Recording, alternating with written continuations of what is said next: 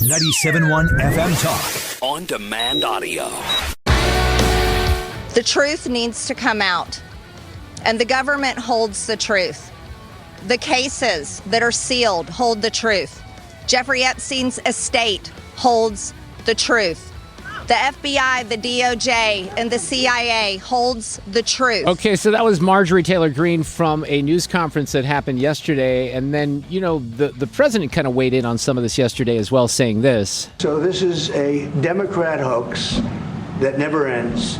It reminds me a little of the Kennedy situation. We gave him everything over and over again, more and more and more, and nobody's ever satisfied. From what I understand, I could check, but from what I understand, thousands of pages of documents have been given. But it's really a Democrat hoax. So the Democrat hoax, but then I think, this is where Trump is open to interpretation. I don't believe he's saying that what Jeffrey Epstein is accused of doing and some of the things that have come to light are a hoax. I think he's saying that the connection that people are trying to make with him doing more salacious things is a hoax. I'm guessing here on that, but that comment got a lot of attention. Now, on the Epstein files itself, I've admitted that this is not a story that just grabs me. And I don't want to be insensitive to actual sexual abuse, but it's amazing the politics of all this and how it's come together. There's an independent journalist by the name of Michael Tracey who's with me tonight, who was thrown out of the press conference yesterday on Capitol Hill. So I wanted to hear his perspective. Michael, welcome to 97.1 FM Talk in St. Louis. Hey, it's good to be with you. So what is your involvement in this? I don't think I was following you until yesterday. Somebody else had retweeted some of your stuff, and I was kind of paying attention to what was going on with Marjorie Taylor Greene and Tom Massie, and you were trying to ask some questions, and I even heard one of the sound bites that you posted from someone who was just there witnessing what happened, and that person thought that you were treated unfairly. So what went down yesterday, and what's your whole perspective on this right now? Yeah, so yesterday there was this big press conference that was held outside the Capitol, in front of the Capitol.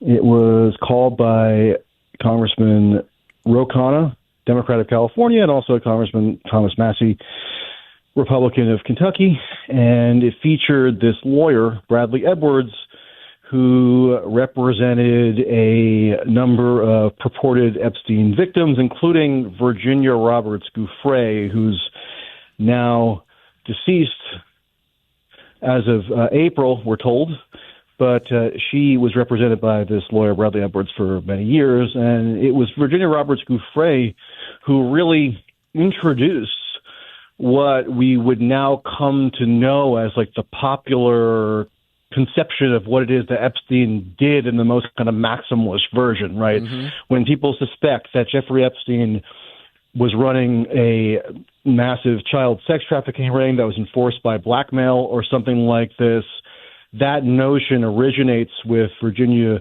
Giuffre, and actually a motion that was filed on her behalf by Bradley Edwards, the very lawyer who was presiding essentially over this press conference yesterday. And so I was there because I was invited by Ro Khanna's staff to take part in the press conference. I've been very immersed in the Epstein issue, particularly since early July, but intermittently, probably for the preceding 10 years prior to that. I just think that the public understanding of what this case consists of is just horribly wrong in so many cases, and it's a product of very lazy journalism, kind of reflexive partisan cynicism. I was in terms of your introduction, as far as President Trump goes, he has often said that he believes this to be a hoax of some kind, or he'll say, BS. And your interpretation was that maybe he's referring to how the Democrats have tried to weaponize this or appropriate it. I think that might be true on some level, but I also think that, Donald Trump did have a personal relationship with Jeffrey Epstein. He had knowledge of Epstein. And so I think he is probably a little bit more skeptical of some of the outlandish claims that are made around Epstein, because it just doesn't jibe with his experience, either with Epstein or Ghislaine Maxwell, who he also knew socially. So I think, if you'll notice, Donald Trump doesn't often, whenever he's asked about Epstein, he's very aggressively dismissive. He doesn't say, we must honor the victims, or he doesn't, make these standard politician-style homages to the purported victims. Instead, he's just, very aggressively dismissive. And I think that kind of speaks to what his understanding is of the substance of this issue, is that it actually kind of aligns somewhat with mine, which is that there's been so many rampant exaggerations, and there's so much fiction, and there's so much hysteria that people people allow themselves to get totally divorced from the facts. So I showed up to this press conference, right? I wanted to ask this lawyer, Bradley Edwards, about Virginia Roberts Giuffre, very central, almost the central accuser in this whole mess, who introduces these child sex trafficking and blackmail allegations over a decade ago, and it just gains steam as the years go by because she was proven to be a chronic fabricator. People might get offended if they hear that. They might not believe it. It's like beyond dispute in the public record. She chronically fabricated claims against people like Alan Dershowitz. She had to recant her claims against Alan Dershowitz. I can give a million other examples of her confabulations or fabulism, whatever synonym you want to use. So I wanted to put that to Bradley Edwards and get him to address it, because throughout this press conference yesterday, they were parading out victim, quote unquote, after victim, quote unquote, and they were all like venerating Virginia Roberts Giuffre as though she was this martyred truth teller, right, who had an unblemished record of credibility or something. And that's not the case. It couldn't be the more opposite of the case. And what happened was, these people running this press conference had zero expectation that they were going to even ask a mildly critical question by anyone, because everybody's petrified to challenge any of the premises here. I mean, it's supposed to be a public press conference. Like I was invited as a member of the press. You're supposed to ask critical questions. Right. You know how everything's a subscription now? Music, movies, even socks. I swear if To continue this ad, please upgrade to Premium Plus Platinum. What? No. Anyway, Blue Apron. This is a pay-per-listen ad. Please confirm your billing. Oh, that's annoying. At least with the new Blue Apron, there's no subscription needed. Get delicious meals delivered without the weekly plan. Wait, no subscription? Keep the flavor. Ditch the subscription. Get 20% off your first 2 orders with code APRON20. Terms and conditions apply. Visit blueapron.com/terms for more. Go figure. That's it was shocking behavior, right? And so Marjorie Taylor Greene, I'm sorry to say, I never had a particular problem with her. Like, I had maybe some political disagreements here and there, but now a bridge has been crossed, okay? Because Marjorie Taylor Greene basically tried to whip up, and don't take my word for it. Please watch the video. Yep. You can listen to the audio. I did. She tried to whip up a mob against me, and she was calling out to the Capitol Police to expel me from the press conference because she didn't like the content of my question. So Marjorie Taylor Greene, and I've been saying this all day because people have been asking about it, if she happens to be listening to this show, Congresswoman, you crossed the line because you tried to get me arrested because you objected to the contents of a question I asked at a public press conference I was invited to by the organizers. So yeah, that's ridiculous. You have a problem on your hands, because I'm not going to stand for that. Right. So the problem is in this situation, this is where it gets difficult for me, because you have 2 of the people in Congress that were at that event yesterday who are 2 of the biggest nut jobs in all of Congress. And I don't disagree with Marjorie Taylor Greene on everything, but she's a little kooky. And Tom Massie is even kookier than that. Now, you had a chance, though, to talk with Tom Massie after all this. Is that true? I did, yeah. And, it's a little bit unfortunate for me because I don't consider Thomas Massie really to be a kook. Actually, Ro Khanna and Thomas Massie I know personally, somewhat. I'm not like best friends or anything, but I've known them. I've corresponded with them. I've always found them to be among the more rational, let's say, members of Congress. One Democrat, one Republican. They're both willing to somewhat buck party consensus on certain issues. I think Thomas Massie is one of the very few Republicans who's not totally subservient to Trump. Trump has vowed to primary him.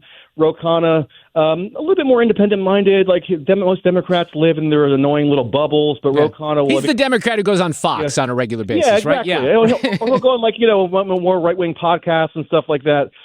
So I have some degree of respect for them, at least more so than I would for the average member of Congress. But now I find it to be unfortunate because they've chosen to align themselves with who I consider to be an extortionist lawyer, meaning Bradley Edwards, who's been a purveyor of all these ridiculous falsehoods as in his representation of Virginia Roberts Giuffre. They've been central players in fomenting what I consider to be a mass hysteria, and they really just don't seem to know a whole lot about the underlying facts or evidence. So, I did talk to Thomas Massie afterwards, and, he basically said something to the effect of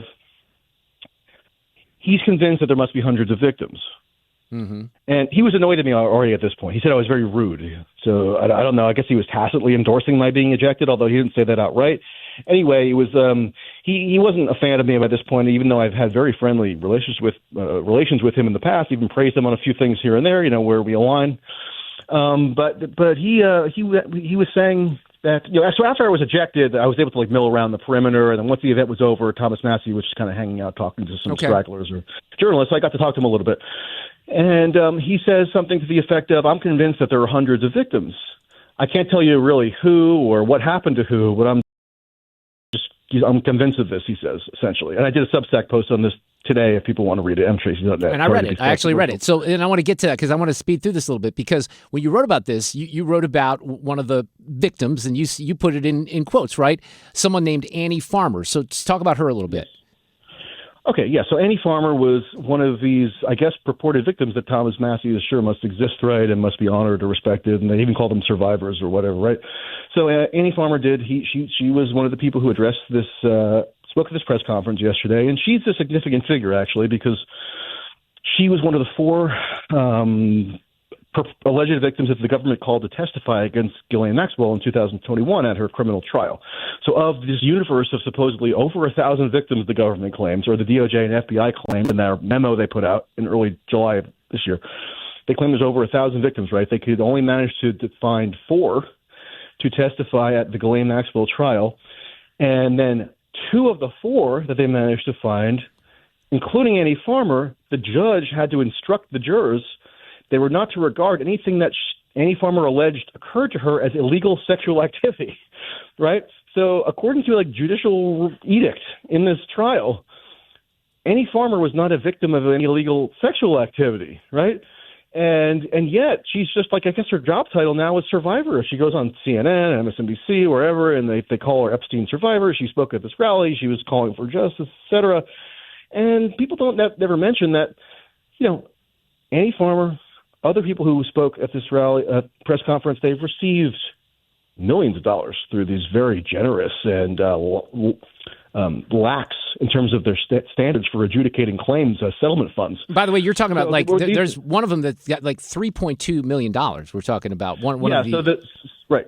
So so 2 of the 4 victims, alleged victims anyway, who testified at the Maxwell trial, were dismissed by the judge in terms of whether or not the jury could consider them to have been subjected to illegal sexual activity. One was Annie Farmer.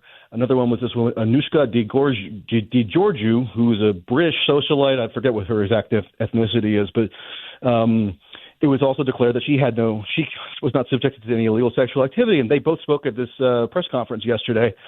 And yes, Anushka DiGiorgio received millions of dollars from, over $3 million, as you mentioned, from just one settlement fund. You got to remember, when they testified at the trial and they were made to disclose by the defense counsel how much money they received from this program called the Epstein Victims Compensation Program, which was drawn from Epstein's estate once he died in August of 2019. They had to disclose how much money they got from that based on the cross-examination of the defense counsel. But later on, post-2021, even more settlement money became available from J.P. Morgan, hundreds of millions, Deutsche Bank. And so these women are almost certainly multi-millionaires, and yet the general public is instructed to see them as these downtrodden victims, right, who are all supposed to have this eternal empathy for, even though they didn't face any illegal sexual activity, and they're multimillionaires. Here's what's interesting to me. For me. I love the conversation, Michael, and I'm so glad you came on here, and I appreciate your work. Unfortunately, I'm out of time, but this is so fascinating because it really is, and I think you probably realize that, it's a microcosm of a lot of the failures of journalism. And what you're trying to do is be very detailed with the truth. I would highly recommend the Substack piece. You have even some pictures and some video, elements in there that kind of show the inconsistencies in some of these stories. So I don't know where all of this is taking us, but I do know that you're actually doing some work on it, and it seems like you know what you're doing, and I appreciated the post yesterday. That's why I wanted to get you on. And I'm guessing this is not going away because you have voices on Capitol Hill that wanted to continue, so we might have you back at some point. But Michael Tracey, follow him on the X, formerly Twitter. I appreciate it. All right, thanks a lot. Take care. Get more at 971talk.com. You know how